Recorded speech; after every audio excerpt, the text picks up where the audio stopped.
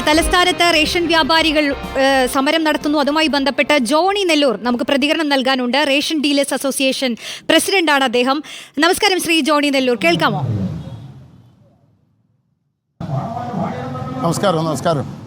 നമുക്കറിയാമല്ലോ ജോണി നെല്ലൂർ, അതായത് നമ്മുടെ സംസ്ഥാനത്ത് തന്നെ ഒരു 78 ലക്ഷത്തോളം ജനങ്ങൾ ഈ ദിവസവും റേഷൻ വാങ്ങുന്ന ആളുകളാണ്. അപ്പോൾ അത്തരക്കാരെ സംബന്ധിച്ച് ഈ 2 ദിവസം എന്ന് പറയുന്ന ദുരിതമായിരുന്നു.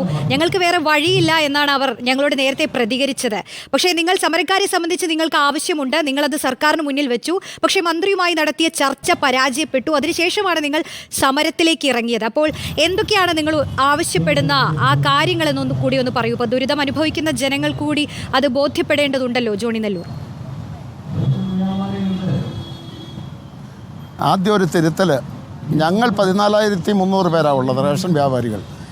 നമ്മുടെ കേരളത്തിൽ 95 ലക്ഷം കാർഡ് ഉടമകളുണ്ട്. അപ്പോൾ 95 ലക്ഷം കാർഡ് ഉടമകളെ ബാധിക്കുന്ന അതീവ ഗൗരവമായ ഒരു വിഷയമെന്നുള്ള നിലയിൽ അവരെ ബാധിക്കുന്നത് പോലെ തന്നെ അല്ലെങ്കിൽ അതിനേക്കാളേറെ റേഷൻ വ്യാപാരികളെ ബാധിക്കുന്ന വിഷയങ്ങളാണ് ഞങ്ങൾ ഈ 2 ദിവസത്തെ സമരത്തിൽ മുദ്രാവാക്യമാക്കി വച്ചിരിക്കുന്നത്.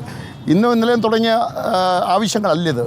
വർഷങ്ങളായി ഞങ്ങൾ ഗവൺമെൻറ്റിന് മുമ്പാകെ ആവശ്യപ്പെടുന്ന വിഷയങ്ങളാണ്. 2018 ഞങ്ങളുടെ വേതന പാക്കേജ് നിലവിൽ വന്നത്. ഭക്ഷ്യസുരക്ഷാ നിയമം നടപ്പിൽ വന്ന് 2018 കേരളത്തിൽ നടപ്പാക്കി വന്നപ്പോൾ അന്ന് ഞങ്ങൾക്ക് അതിനു മുമ്പുണ്ടായിരുന്ന കമ്മീഷൻ വ്യവസ്ഥ മാറ്റി വേതന പാക്കേജ് അംഗീകരിച്ചു. ആ വേതന പാക്കേജ് അംഗീകരിച്ച സമയത്ത് തന്നെ ഞങ്ങൾ വിയോജിപ്പ് പറഞ്ഞിരുന്നു. 18,000 രൂപയാണ് 45 കിൻഡൽ വിൽക്കുന്ന റേഷൻ വ്യാപാരിക്ക് പ്രതിമാസ വേതനമായി നൽകുവാൻ തീരുമാനിച്ചത്. ചുരുക്കി പറഞ്ഞാൽ 600 രൂപ പോലും ഒരു മാസം തികയുന്നില്ല. ദിവസക്കൂലിക്കാർക്ക് 750 രൂപ ദിവസവേതനം കൊടുക്കുന്ന ഗവൺമെൻറ്റാണ് ഇപ്പോഴത്തെ ഗവൺമെൻറ് എന്ന് ഓർക്കണം.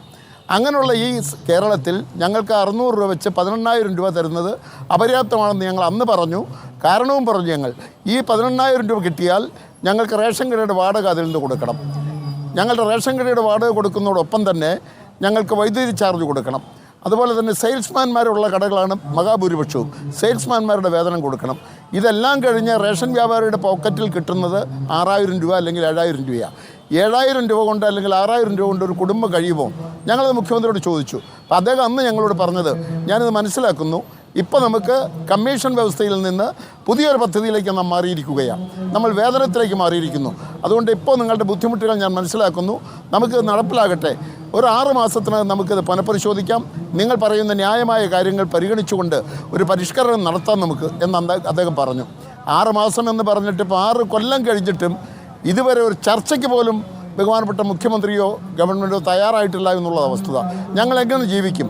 ജനങ്ങളറിയണം. ഞങ്ങൾ നിരവധി പ്രാവശ്യം ഇതിന് സംഘടനകൾ ഒറ്റയ്ക്കൊറ്റയ്ക്ക് സമരം നടത്തി, കൂട്ടായി സമരം നടത്തി. അവസാനം ഞങ്ങൾ കോർഡിനേഷൻ കമ്മിറ്റി രൂപം കൊണ്ടു. 4 സംഘടനകൾ ഉൾപ്പെടുന്ന കോർഡിനേഷൻ കമ്മിറ്റി രൂപം കൊണ്ട് ആ കോർഡിനേഷൻ കമ്മിറ്റിയുടെ ആഭിമുഖ്യത്തിൽ ഈ കഴിഞ്ഞ മാർച്ച് മാസം 7-ാം തീയതി ഞങ്ങൾ ഒരു ദിവസം സംസ്ഥാനത്തെ കടകൾ അടച്ചിട്ടുകൊണ്ട് സമരം ചെയ്തു. ഒരു ഫലവും ഉണ്ടായില്ല. വീണ്ടും ഞങ്ങൾ മുഖ്യമന്ത്രി അടക്കമുള്ള ആളുകളെ കണ്ട് നിവേദനം കൊടുത്തു, ചർച്ച ചെയ്തു. ഞങ്ങൾ അങ്ങോട്ട് പറയുന്ന എല്ലാവരും കേൾക്കും. ഒരു നടപടിയും ഉണ്ടായില്ല. ഞങ്ങൾ അവസാനം ജൂൺ മാസം ആദ്യം ഗവൺമെൻറ്റിന് നോട്ടീസ് കൊടുത്തു. 7-8 തീയതികളിൽ ഞങ്ങൾ സമരം ചെയ്യും. 8-9 തീയതികൾ ഞങ്ങൾ രാപ്പകൽ സമരം, കടകൾ അടച്ചിട്ട് പാളയത്ത് രക്തസാക്ഷി മണ്ഡപത്തിന് മുമ്പിൽ സമരം ചെയ്യുമെന്ന് പറഞ്ഞു. ആ നോട്ടീസിൻ്റെ അടിസ്ഥാനത്തിൽ ഈ ജൂലൈ മാസം 4-ാം തീയതി ബഹുമാനപ്പെട്ട ഭക്ഷ്യമന്ത്രിയും ധനകാര്യമന്ത്രിയും ചേർന്ന് ഞങ്ങളെ ചർച്ചയ്ക്ക് വിളിച്ചു. ഞങ്ങളുടെ ഡിമാൻഡുകൾ ഞാൻ ആദ്യം പറഞ്ഞല്ലോ, വേതന പാക്കേജാണ് ഒന്നാമത്തേതെങ്കിൽ, രണ്ടാമത്തേത് KTPDS ആക്റ്റിൽ കൊണ്ടുവന്നിരിക്കുന്ന പരിഷ്കാരങ്ങൾ. അത് റേഷൻ വ്യാപാരികൾക്ക് ഒരു വിധത്തിലും അംഗീകരിക്കാവുന്നതല്ല. ഒരു കാര്യം, ഈ 2 ദിവസത്തെ സമരത്തിന്റെ ശക്തി സർക്കാരിനെ ബോധ്യപ്പെടുത്താൻ നിങ്ങൾക്ക് കഴിഞ്ഞിട്ടുണ്ടോ? സർക്കാരിന്റെ ഭാഗത്ത് നിന്ന് അനുകൂലമായ ഒരു തീരുമാനം ഉണ്ടായില്ലെങ്കിൽ ഇനി എന്താണ് നിങ്ങളുടെ തീരുമാനം? പ്രത്യേകിച്ച് ഓണമൊക്കെ വരികയല്ലേ.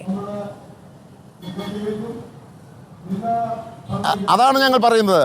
ഇപ്പോൾ ചോദിച്ച ചോദ്യം വളരെ കൃത്യമാണ്. ഞങ്ങളിപ്പോൾ ഈ 2 ദിവസത്തെ രാപ്പകൽ സമരം കൊണ്ട് ഗവൺമെൻറ്റിൻ്റെ കണ്ണ് തുറന്നില്ലെങ്കിൽ ഞങ്ങൾ യാതൊരു സംശയവും വേണ്ട, ഞങ്ങൾ ഈ ആവശ്യം ഉന്നയിച്ചുകൊണ്ട് ഓണക്കാലമാകുമ്പോൾ അനിശ്ചിതകാലത്തേക്ക് കടകൾ അടച്ചിട്ടുകൊണ്ട് നിരന്തരമായ ഒരു കടയടപ്പ് സമരത്തിലേക്ക് പോകേണ്ടി വരും എന്നുള്ള സൂചനയും ഞങ്ങൾ കൊടുത്തിട്ടുണ്ട്. ഒരു കാര്യം ആലോചിക്കണം. ഇന്നലെയും ഇന്നുമായി ഞങ്ങളുടെ പന്തലിൽ വന്ന ആളുകൾ, ഭരണപക്ഷത്തുള്ള MLA മാർ നിരവധി ആളുകൾ, പ്രതിപക്ഷത്തുള്ള MLA മാർ നിരവധി ആളുകൾ, ഇന്നലെ ടി.പി. രാമകൃഷ്ണൻ എം.എൽ.എ, CITUവിൻ്റെ സംസ്ഥാന പ്രസിഡന്റ്, കമ്മ്യൂണിസ്റ്റ് മാർക്സിസ്റ്റ് പാർട്ടിയുടെ പാർലമെൻ്ററി പാർട്ടി സെക്രട്ടറി, അദ്ദേഹമാണ് ഇന്നലെ ഞങ്ങളുടെ സമരം ഉദ്ഘാടനം ചെയ്തത്. നിരവധി MLA-മാർ ഇന്നലെ വന്നു.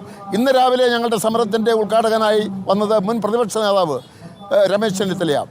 ഇന്ന് വൈകുന്നേരം ഇതിൻ്റെ സമാപന സമ്മേളനത്തിൽ വരുന്നത് VD സതീശനാണ്.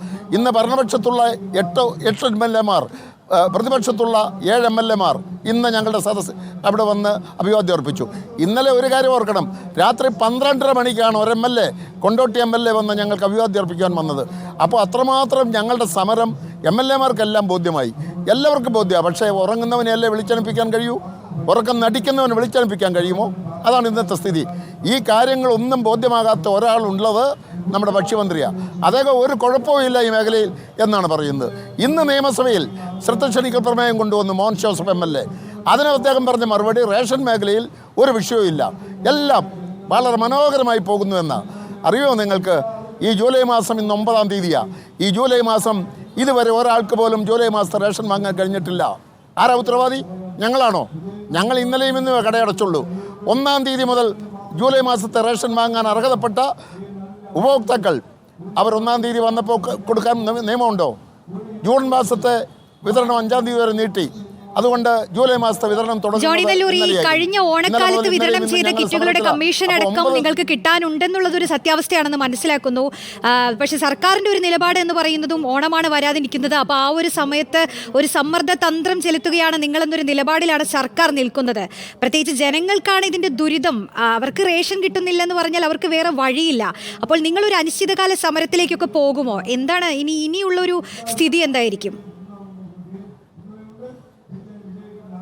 ഞാൻ പറഞ്ഞല്ലോ, ഈ ഭക്ഷ്യ കിറ്റിൻ്റെ കാര്യത്തിൽ ഞങ്ങൾ KTPDS ആക്ടിൻ്റെ പരിഷ്കരണവും അതുപോലെ തന്നെ ക്ഷേമനിധി, ഇതുപോലെ കേട്ടുകൾ വേണ്ട ഒരു ക്ഷേമനിധി, ആനുകൂല്യങ്ങൾക്ക് വേണ്ടി കാത്തിരിക്കുന്ന അനേകം ആളുകൾ, 62 വയസ്സ് കഴിഞ്ഞ് റിട്ടയർ ചെയ്യുന്ന ആളുകൾ, അവർക്ക് പെൻഷൻ കിട്ടാൻ 1 കോടി രൂപയോളമുണ്ട്. ഞങ്ങൾ കൊടുക്കുന്ന 200 രൂപയാണ് ഇതിൻ്റെ ഫണ്ട്.